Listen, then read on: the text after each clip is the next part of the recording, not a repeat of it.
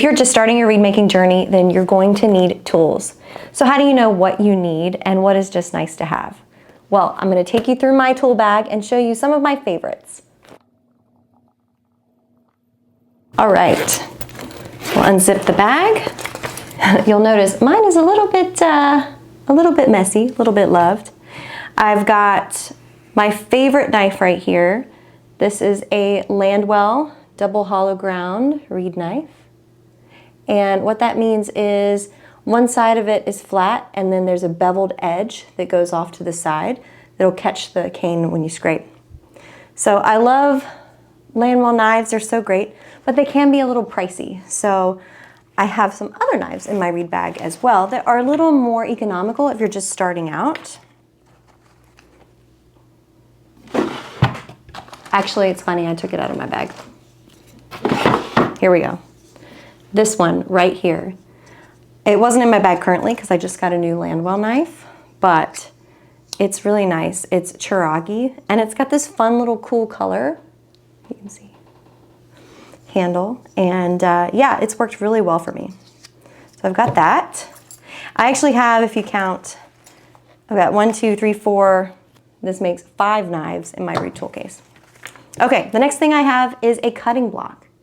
And what this does is you're gonna need something to clip your reeds. These are relatively inexpensive, but you need it if you clip the tip of your reed, which you're going to have to do when you make reeds.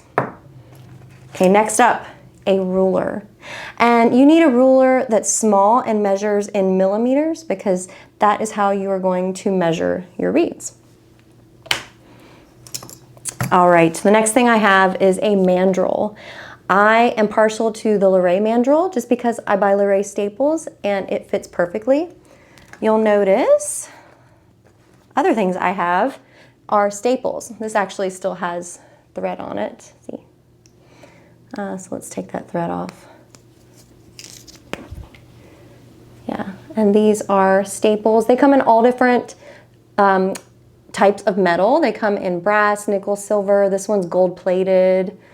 And they just provide different types of sound and response to whatever you're looking for. I use all of them, honestly, but you'll notice the staple fits perfectly onto my mandrel.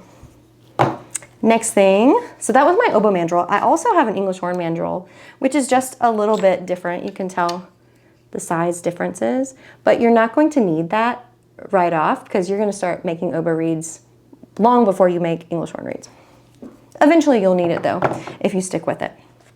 Okay, next thing I have, I have a very special bag that you can tell it has seen better days. It's got holes in it, but this holds all of the very important, small, expensive items in my tool case.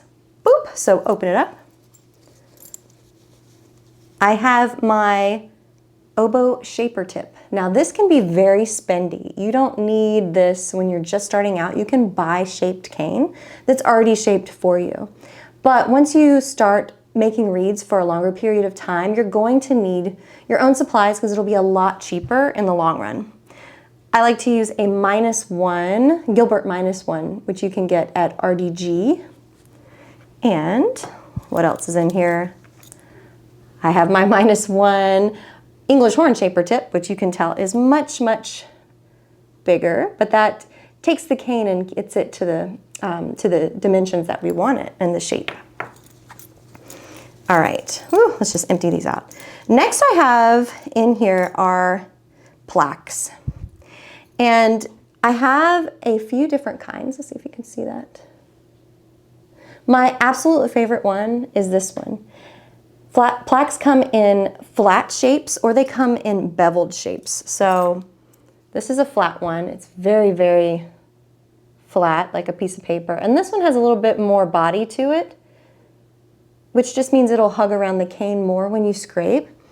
And I actually like, the plaque I use the most is the one I like the most, and it's the one that's kind of in between these two sizes. And that is this one. My oboe teacher actually gave it to me when I was in college, and I haven't found any like it since.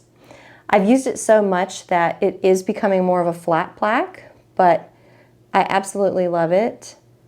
And one day, I hope to figure out how to manufacture these because they are seriously, it's the best because you get the best of both worlds. It's not too flat or it's not too thick.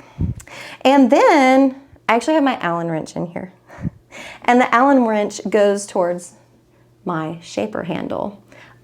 This is what your oboe shaper tip will go on. So it just pops in this little hole right here.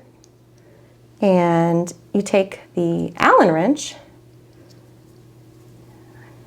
There you go. And the Allen wrench is what tightens it into place so it won't fall off.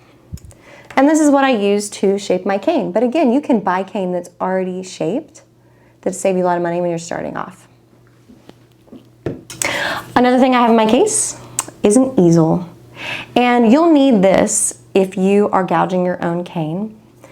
And this basically, it helps you lie the cane flat on the easel and helps you to score it so that when you fold it in half, it is even. Razor blades, which I'll show you how we use all of this later on, but basically you take your razor blade when you have a piece of cane on here that you're ready to shape, and it's what helps you to actually shape the cane. So instead of using a knife, it's very more meticulous to use a razor blade. Okay, we're almost done here. I have a ton of staples chilling in my bag. I do a lot of traveling, so wherever I am, I just always need to have staples. These are my Jindy sharpening sticks, and I don't use this to sharpen my knives like from the beginning. This just puts the final edge on it. It just makes it extra, extra sharp. So I keep it in my reed bag because it's small and it fits there. But I actually use sharpening stones that are much bigger, so they will not fit in my reed case. So I use these first, and then I use my Jindy sharpening stick.